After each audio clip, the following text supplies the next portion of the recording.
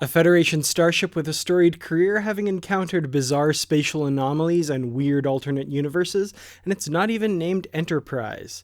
This TrekLore episode is about the USS Defiant NCC-1764.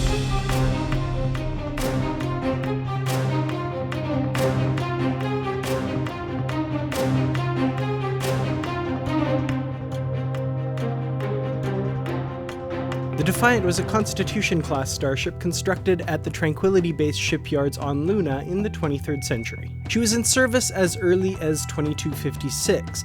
During the Federation-Klingon War of that year, she was assigned to patrol Sector 6. 12 years later, in 2268, the Defiant was patrolling near unexplored space claimed by the Tholian Assembly. The crew picked up a distress call, and upon responding to it, they found themselves trapped in an area of space undergoing interphase, basically a tech-sounding way of describing space that's phasing from our reality into a different one, and pulling the space apart while it's doing it. This phenomenon had the secondary effect of driving the crew of the Defiant insane, and the crew ended up murdering each other in various and horrific ways. Upon entering the phenomenon, the Defiant sent a distress call. The USS Enterprise responded, arriving 3 weeks later on the scene to find the entire Defiant crew dead. Sensor readings of the area of space showed it literally breaking apart, with the Defiant trapped between our universe and another. A boarding party was nearly lost to the phenomenon, and Captain James T. Kirk himself was trapped aboard the Defiant for a long period of time while the ship was phased out. It was only due to the tenacity of the temporary commanding officer of the Enterprise, Commander Spock, that Kirk was able to be rescued before the Enterprise herself was captured by Tholian forces who had arrived on the scene. The Enterprise escaped with only seconds to spare. The Defiant, meanwhile, disappeared for parts unknown. The mystery of where the Defiant would end up would vex people for many years, and it wasn't until much later that canon Star Trek finally answered that question. What was unknown at the time was that the Defiant was transported not only to a new universe, but back in time over a century as well.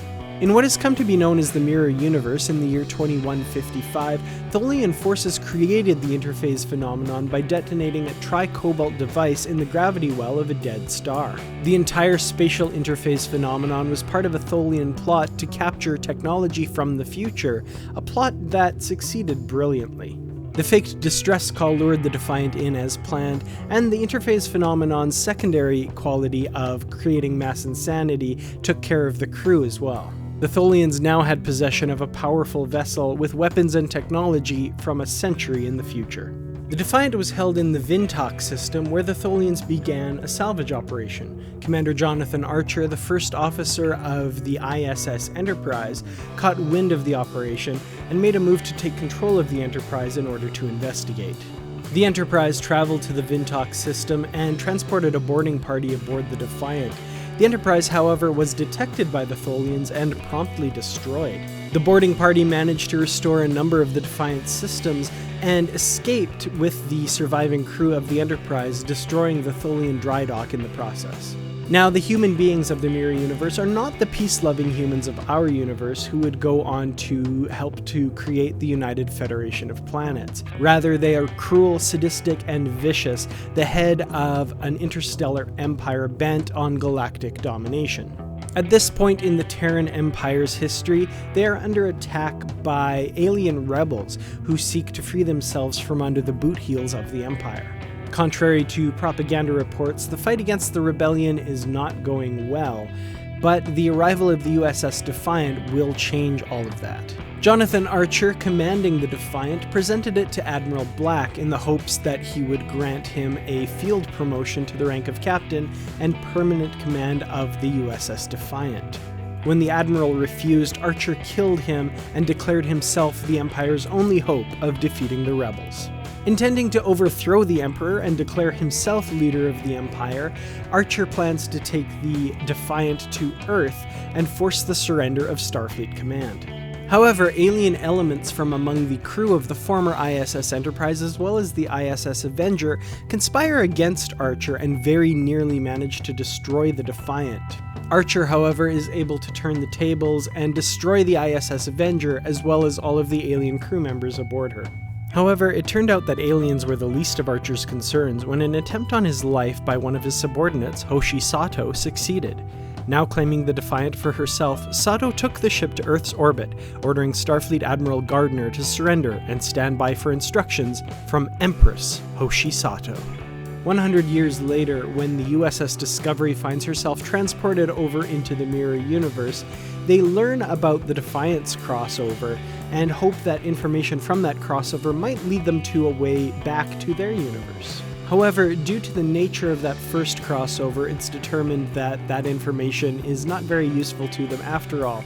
You know, the whole crossing over through interphase, causing mass insanity, and everyone to kill each other kind of thing. It is not known if the Defiant is still operational in the Mirror Universe at that time. However, based on the files that they do recover, it's clear that the Empire has made several structural changes to the Defiant, suggesting that they did use it as a ship in their fleet for at least some of that time afterwards. Ever since the Defiant appeared on screen in the 3rd season TOS episode The Tholian Web, there's been a certain amount of fascination with the fate of this vessel. The Defiant has appeared in a number of Star Trek non-canon adventures, both books and comics, and both before and after we learned her fate in the Enterprise two-parter episode In a Mirror Darkly.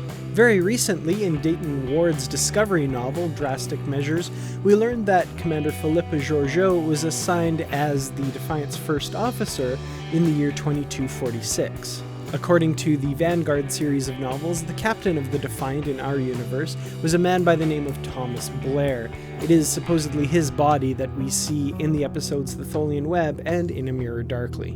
Because the novels and comics are non-canon, and many of them were written before we learned of the fate of the Defiant from canon sources, which is of course anything that we see on our television screens or in films, some of these accounts of the recovery of the Defiant differ from one another, and have since been overwritten by what we learn in canon. In one such story, DC Comics' Star Trek Special, Raise the Defiant, written in 1994 by Kevin Ryan, we learn that the Defiant was recovered by the USS Enterprise NCC-1764 in the year 2287.